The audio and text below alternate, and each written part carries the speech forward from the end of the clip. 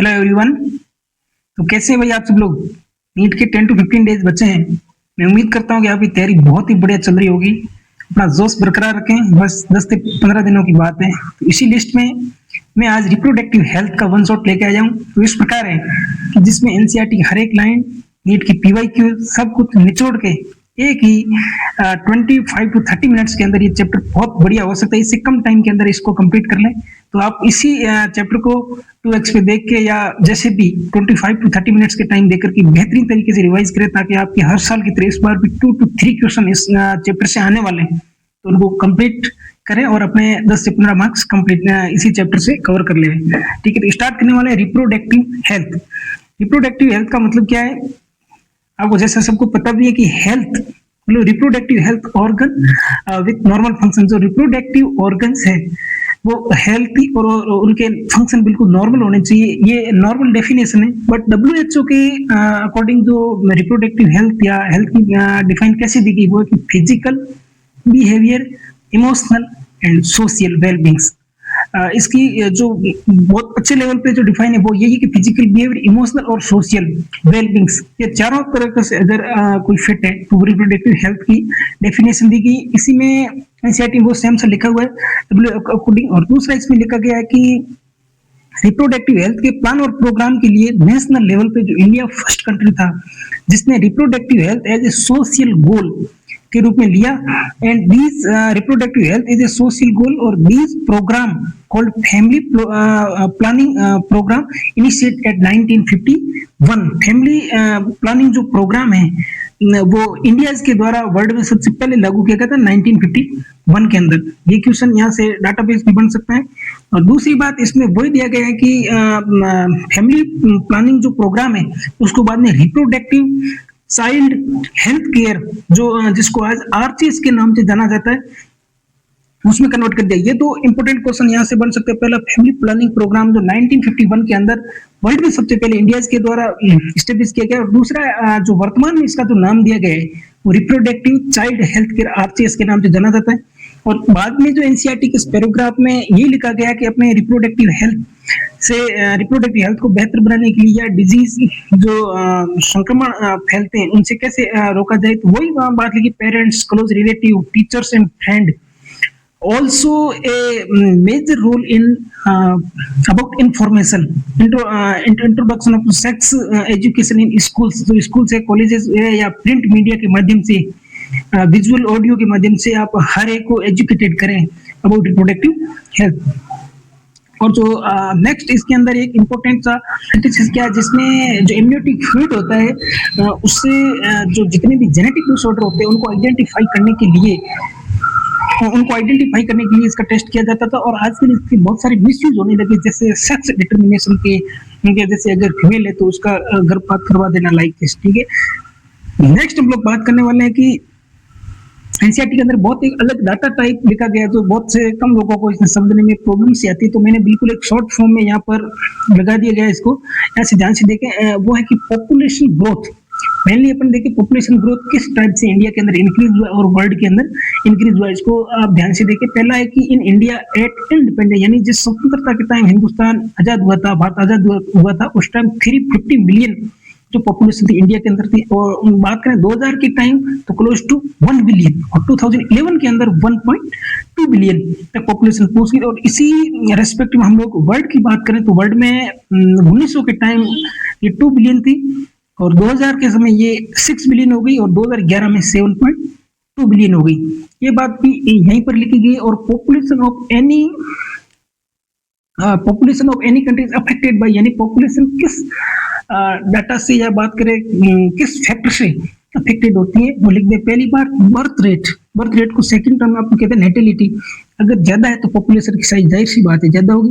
तो death rate या mortality जो ज्यादा तो पॉपुलेशन साइज कम होगी। पॉपुलेशन साइज मतलब कितनी जनसंख्या बढ़ रही है, कितनी जनसंख्या है। दूसरी बात होगी maternal mortality rate MMR, mother की कितनी मोर्टेलिटी रेट उस पर डिपेंड करेगा। इन्फेंट मोर्टेलिटी रेट हो गया, या पीपल रिप्रोड्यूसिबल एज, कितने जनन करने में सक्षम है वो हो गया।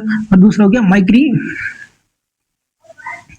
माइग्रेशन माइग्रेशन हो गया। तो ये 5 से 6 फैक्टर है जो मतलब पॉपुलेशन को अफेक्टेड करते हैं। दूसरी बात ये होगी कि यहाँ पर एनसीईआरटी अपन देख लेते हैं, ये सेम से लिखा गया 1.2 बिलियन मेटर्निटी रेट हो गया, रिप्रोडक्टिव चाइल्ड हेल्थ केयर वगैरह प्रोग्राम उनके अफेक्टेड हो गया। दूसरी बात है कि अकॉर्डिंग टू 2011 कि जो पॉपुलेशन की रिपोर्ट है उसके हिसाब से growth rate was less than 2%, इधर 20 per 1000 पर ईयर। ये इंपॉर्टेंट डाटा यहाँ से नीट में क्वेश्चन बन सकता है, ये डाटा यहाँ से ध्यान रखें। रेट विच और पॉपुलेशन कुड इंक्रीज रैपिडली, बहुत फास्ट रेट से पॉपुलेशन इंक्रीज हो गई है। और यहाँ से कुछ पॉपुलेशन को कम करने के कुछ अलग से स्लोगन दिए गए, हम वो हमारे दो वाला हो गया। और जैसे कि बात करें मेल की जो एज है वो 21 ईयर कर दो शादी करने की, और फीमेल की 18 ईयर वाले, ये कुछ मेथड्स हो गए। या इन पॉपुलेशन बढ़ती पॉपुलेशन को रोकने के लिए कैसे कैसे कॉन्ट्रासेप्टिव मेथड यूज करने चाहिए, या कॉन्ट्रासेप्टिव मेथड यूज करने चाहिए उनके मतलब क्या क्या प्रॉपर्टी होनी चाहिए। वो है कि इफेक्टिव अगेंस्ट प्रेगनेंसी, ऐसी कॉन्ट्रासेप्टिव मेथड यूज करें जो इफेक्टिव हो प्रेगनेंसी नहीं करने, और कॉस्ट इफेक्टिव, ज्यादा महंगी नहीं होनी चाहिए, इजीली अवेलेबल होनी चाहिए, यूजर फ्रेंडली, और कम से कम उसके साइड इफेक्ट हो।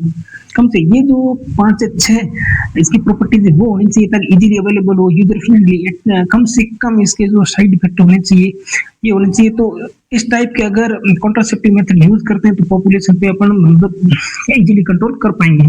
और एक दो और इसके वो देख लें कि should not interfere with the normal function of reproductive organ, sexual desire, sexual desire में किसी भी प्रकार की बाध्यता नहीं डाले, ऐसा कॉन्ट्रासेप्टिव मेथड। और रिवर्सिबिलिटी होनी चाहिए, ऐसा नहीं कि कुछ समय अपने ने यूज कर लिया और फिर रिवर्सिबल ना हो, तो वो भी फैक्टर नहीं होना चाहिए। कुल मिला के ये बात है कि वो इजीली अवेलेबल हो, कम से कम साइड इफेक्ट हो, जब चाहे तब यूज कर ले, इस प्रकार के अगर प्रॉपर्टी है ऐसे कॉन्ट्रासेप्टिव मेथड यूज करने चाहिए। कौन कौन से कॉन्ट्रासेप्टिव मेथड है वो अपना देख लेते हैं। एक है टेम्परेरी मेथड, दूसरा परमानेंट मेथड। परमानेंट मेथड वो होता है जिसके बच्चे हो जाने के बाद उनको बच्चों की जरूरत नहीं होती है, तो प्रॉपरली उनको मतलब प्रॉपरली ऐसे कॉन्ट्रासेप्टिव मेथड यूज कर लेते हैं ताकि इन फ्यूचर उनको कोई बच्चों की जरूरत नहीं होनी चाहिए। जैसे अपन बात करें मेनली इसकी वॉसेक्टोमी और ट्यूबेक्टोमी, ये वॉसेक्टोमी इन मेल और ट्यूबेक्टोमी इन फीमेल्स के अंदर किया जाता है बाय सर्जरी। ये परमानेंट मेथड है और ये कि इसकी पूरी होती है रिवर्सिबिलिटी। पुनः अपन इसको बहुत रेयर चांस है कि पुनः इनको रिवर्स कर पाए, एक बार हो गया मतलब हो गया, नहीं होता है जल्दी। दूसरा टेम्परेरी मेथड है तो रिवर्सिबिलिटी बहुत अच्छी है, रिवर्सिबल जब चाहे तब कर सकते हैं। तो इसका पहला है natural method, barrier method, chemical method, IUDs और ओरल कॉन्ट्रासेप्टिव और इम्प्लांटेशन। ये 5 है, आप डिटेल पढ़ेंगे हर साल नीट में, यहीं से क्वेश्चन आते हैं तो डिटेल्स देखते रहे। तो पहला है कि नेचुरल मेथड। नेचुरल में कौन कौन सा, पहला सेप पीरियड्स मेंस्ट्रुअल साइकिल के जो उनमें ध्यान रखें। मेनली वो एनसीईआरटी यही डाटा लिखा है कि couple avoid coitus from date 10 to 17 menstrual cycle. Standard menstrual cycle का कि जब 28 डेज की मेंस्ट्रुअल साइकिल होती है तो उनमें लगभग 14 डेज ओव्यूलेशन होता है, उनसे 2-3 दिन पहले और 2-3 दिन बाद के दौरान कोइटस से हमें बचना चाहिए। तो ये नेचुरल मेथड है। दूसरा हो गया कोइटस या इसको कहते हैं विड्रॉल मेथड। जिस टाइम स्पर्म एजुकुलेशन होता है उस टाइम अपने पेनिस को वेजाइना से एजुकुलेट वेजाइना से विड्रॉ कर ले, तो तब भी अपन मतलब फर्टिलाइजेशन जैसे स्थान से अपन बच सकते हैं। और तीसरा हो गया लैक्टेशनल एमिनोरिया। जब वो होता है कि जब पार्चुरेशन के ये ज्यादा पार्चुरेशन 6 मंथ तक वैलिड होता है, क्योंकि जिस टाइम ब्रेस्ट फीडिंग उसको पुल करते प्रोलैक्टिन हार्मोन है उसका लेवल हाई रहता है और जीएनआरएस को नेगेटिव फीडबैक देता है, तो एफएसएस रिलीज नहीं होता तो फॉलिकल्स बनने के चांस कम होते हैं। तो ये ज्यादा से ज्यादा 6 मंथ तक वैलिड रहता है, उसके बाद में चांस होते हैं फर्टिलाइजेशन के। तो ये एनसीईआरटी में लिखा है लैक्टेशनल एमिनोरिया हो गया और विड्रॉवल मेथड हो गया। इसके बाद हो गया बैरियर मेथड। बैरियर में कंडोम और सर्वाइकल कैप। कंडोम के यहाँ डायग्राम्स दिखे गए, male condom and female condom. Male condom और फीमेल कंडोम वाले यहाँ पर दर्शक है। नेक्स्ट हमारे पास है सर्वाइकल कैप या वोल्ट और डायफ्राम। तो यहाँ पर मैं एनसीईआरटी बैरियर में ये लिखा ovum sperm prevent from prevent from physically meeting, so prevent दोनों को फिजिकली मिलने से रोकते हैं। Help in barrier such method available for both male और फीमेल, यानी मेल और फीमेल दोनों के लिए अवेलेबल होते हैं। कॉन्डोम जैसे बात करें, barrier made for him rubber latex are use to cover penis in the male और vagina and cervix in the female. Clear? Then just before coitus, so that ejaculated semen would not enter into the female reproductive tract. This can prevent conception. Nirod is a popular brand of the condom for male.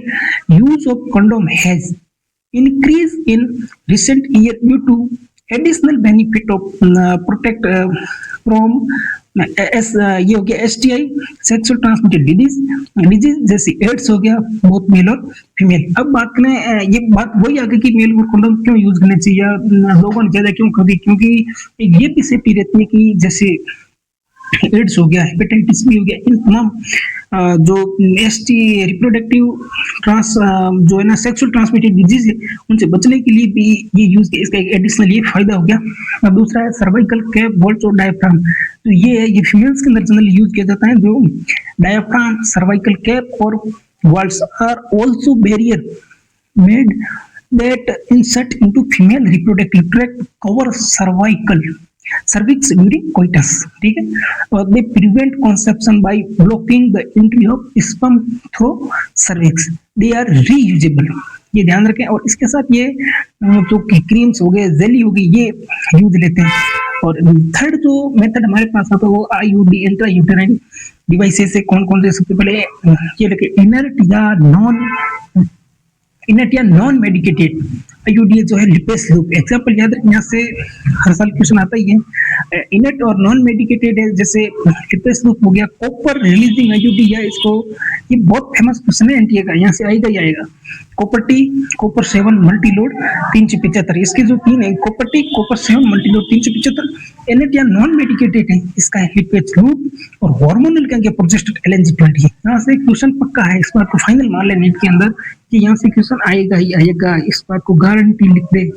Inert या non medicated lipase loop, और copper releasing के अंदर copper T, copper 7 multi load 375, और hormonal के अंदर क्या प्रोजेस्टेड LNG20। ये तीनों किस टाइप से वर्क करते हैं वो अपन नेक्स्ट स्लाइड के अंदर देखेंगे। इसके अंदर जो इनर्ट IUDs है, इसका है इंक्रीज फेगोसाइटोसिस ऑफ स्पर्म, जो केमिकल रिलीज करती है, और increase phagocytosis of sperm, phagocytosis उसकी जो है वो इंक्रीज करवा देती है इनर्ट IUD।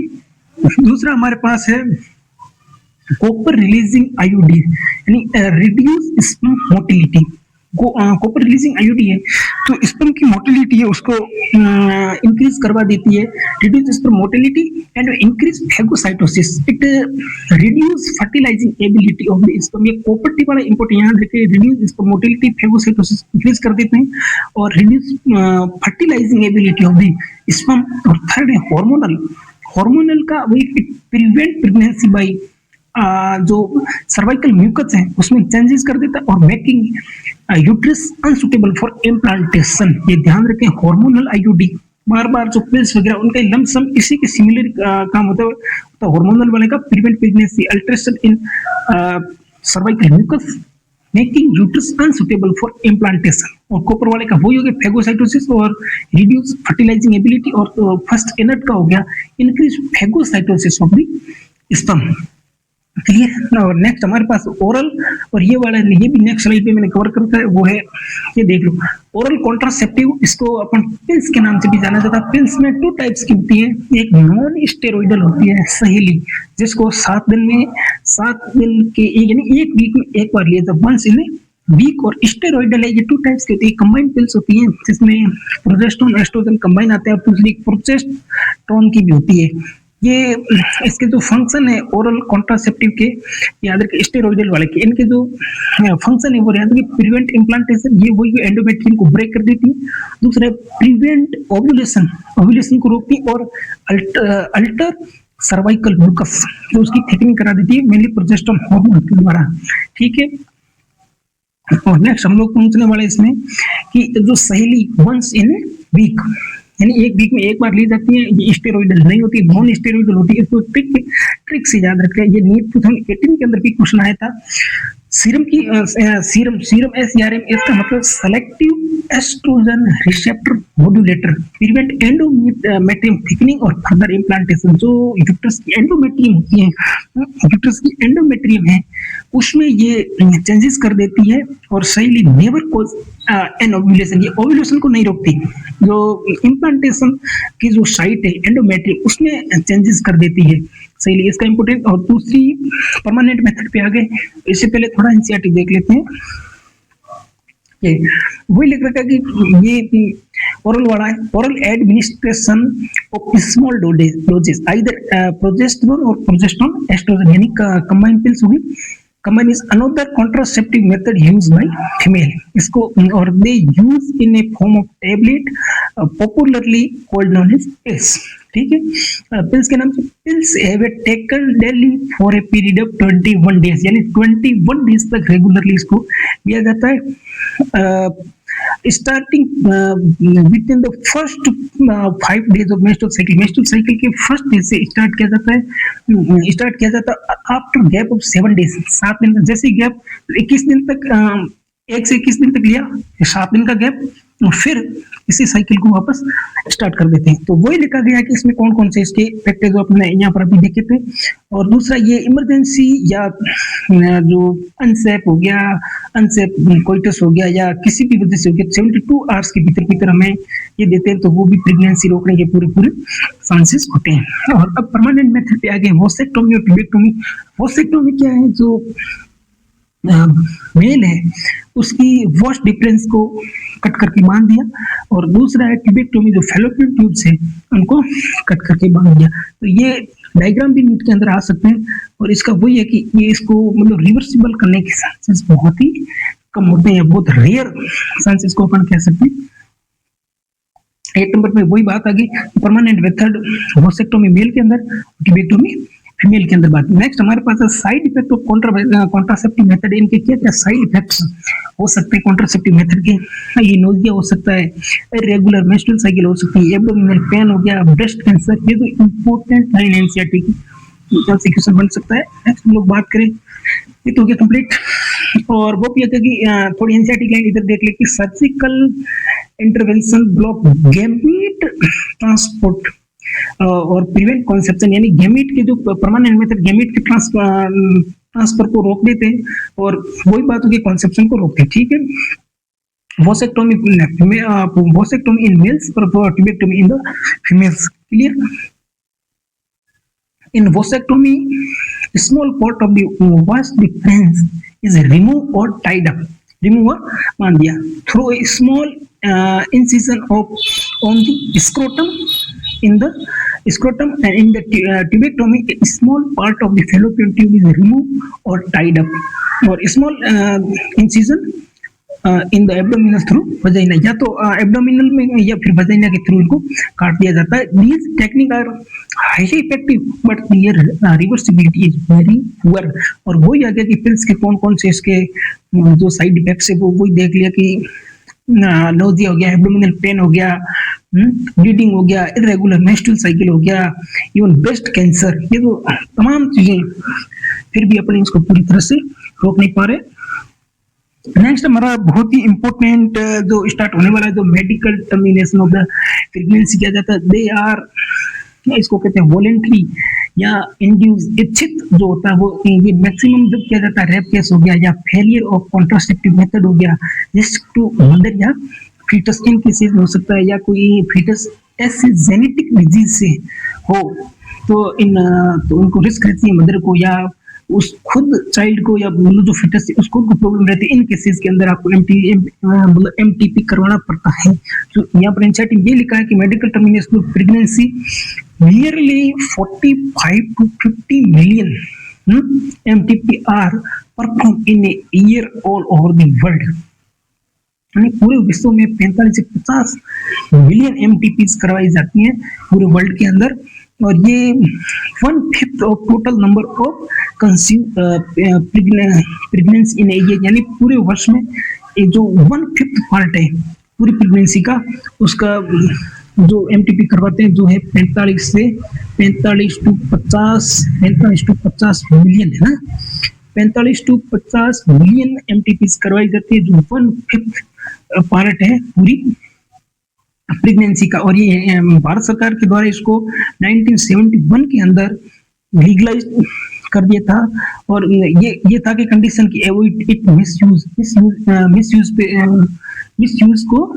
मिसयूज नहीं करने देना इसका। तो ये कब करवाई जाती है, वही लिखा कि unprotective unwanted pregnancy due to unprotective intercourse हो गया, failure of the contraceptive use during coitus, rape case हो गया, और इवन फेटल आइदर मदर और फिटस, इन केसेस के अंदर ये किया जा सकता है, करवाई जा सकती है। और इनके जो मिस यूज है उनको रोकने के लिए MTP considered relatively safe during first trimester, यानी जो फर्स्ट के 3 मंथ होते हैं वहां तक सेफ होती है बाद में, और ये up to 12 week of pregnancy. Second trimester के अंदर ये बहुत ज्यादा रिस्की हो सकती है। जो किसी मतलब जो वेल क्वालिफाइड डॉक्टर होते हैं उन्हीं से करवा देनी चाहिए एमटीपी। अपन पूछते हैं यहाँ पर, ये हो गया। और नेक्स्ट हमारा सेक्सुअल ट्रांसमिटेड जो डिजीजेज हैं वो कौन कौन से हैं, वहाँ पर आप लोग देखने वाले sexual transmitted disease. Sexual transmitted disease का मतलब कि unprotected sexual intercourse the infected person से सेक्स कर लेना, तो वहां से फैल सकते हैं, लाइक हेपेटाइटिस बी हो गया, AIDS also spread by infected needles के द्वारा, infected transfusion of the blood, और इन्फेक्टेड मदर टू चाइल्ड के अंदर भी ये डिजीज ट्रांसमिटेड हो सकते हैं। तो early symptom is very minor, जो कुछ फीमेल्स होती है जिनमें अर्ली साइन दिखते नहीं है, बहुत टाइम के बाद तब तो ये बहुत गंभीर तक चले जा सकते हैं। और अर्ली सिम्टम क्या होता है जिन्हें अपने को घबराना नहीं चाहिए, वो है स्वेलिंग इन गोनेट्स, ठीक है, fluid discharge, pain in gonads, redness, swelling, itching यानी खुजली आना, ये तमाम स्वेलिंग इन गोनेट्स हो गया, fluid discharge, pain in gonads, itching और रेडनेस और स्वेलिंग जैसी अगर कंडीशन दिखती है तो अर्ली सिम्टम तो एसटीडी हो सकता है। और late symptom pelvic inflammation, ectopic pregnancy तक भी जा सकता है, इनफर्टिलिटी, स्टिल बर्थ, एबॉर्शन और even cancer of reproductive tract जैसी ये गंभीर समस्याएं भी देखने को मिल सकती है। और बाद में इसमें कुछ डिजीज के नाम दिखाए गए हैं, उनमें इम्पोर्टेंट ये है कि एक्सेप्ट जेनाइटल हर्पीज हो गया, एड्स हो गया और हेपेटाइटिस बी, इनको छोड़ के अदर जितने भी डिजीज हैं ये एसटीडीज के, उनको मतलब परमानेंटली क्योर कर सकते हैं ना मेडिसिन देके, और इनका क्योर नहीं किया जा सकता। शर्त ये है कि जो इनके अलावा जो डिजीज है उनका पता लग जाना चाहिए और परमानेंट ट्रीटमेंट करवाएं तो वो परमानेंट रिमूव हो सकते हैं। बट जेनिटल हर्पीज, एड्स और हेपेटाइटिस बी इनको नहीं किया जा सकता। वही लिखा कि ऑल अदर एक्सेप्ट ये all are completely curable if detected early, यानी जल्दी से इनको पहचान लिया, उनको इनके अलावा जो जितने भी डिजीज उनको जल्दी से पहचान लिया जाए तो उनका कंप्लीटली क्योरेबल है। और बट ये नहीं है, ये इंपॉर्टेंट क्वेश्चन है, नीट के अंदर कई बार ये क्वेश्चन पूछा गया है, ठीक है, वही लिखा गया है। टीडी हो गया मेनली जो ये कि 15 टू 24 ईयर के जो जितने भी जो ह्यूमन बींग्स है उनके अंदर ये ज्यादा है, तो उनमें घबराने की कोई जरूरत नहीं है, क्योंकि avoid sex with unknown partner या multiple partner, always use to condom during coitus. और इन केस अगर वही कह रहे हैं कि अगर आपको ऐसा शक है तो वेल क्वालिफाइड डॉक्टर से मिले, कंसल्ट करें, देन क्लियर।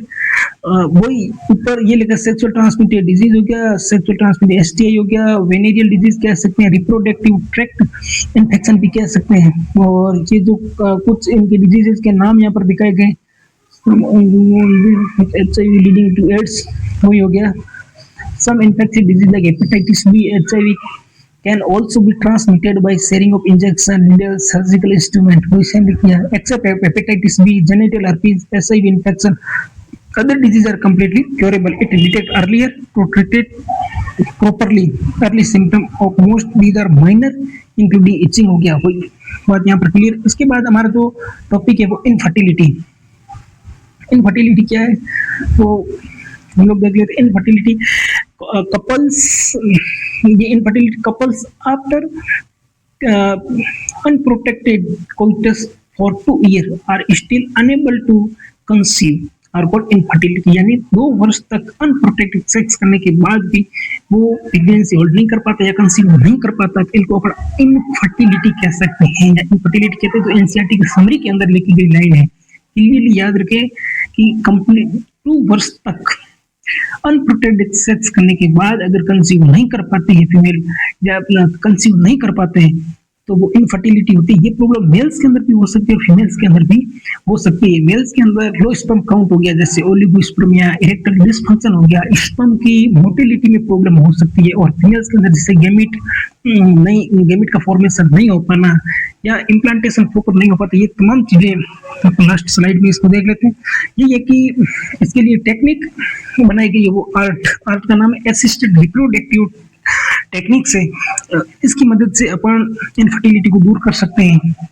वो कौन सा 2 टाइप से इसको यूज कर सकते हैं। पहला है कि इन विट्रो फर्टिलाइजेशन, जिसको टेस्ट ट्यूब बेबी प्रोग्राम कह सकते हैं, अगर outside the body test tube के अंदर इसको परफॉर्म करवाते हैं। दूसरा है in vivo fertilisation within the body, यानी बॉडी के अंदर किया जाता है। तो पहले अपन देख लेते हैं in vitro test tube baby programme occur outside the body. इसके 2 प्रकार है, जाइगोट इंट्राफैलोपियन ट्रांसफर और दूसरा है इंट्रासाइटोप्लाज्मिक स्पर्म इंजेक्शन।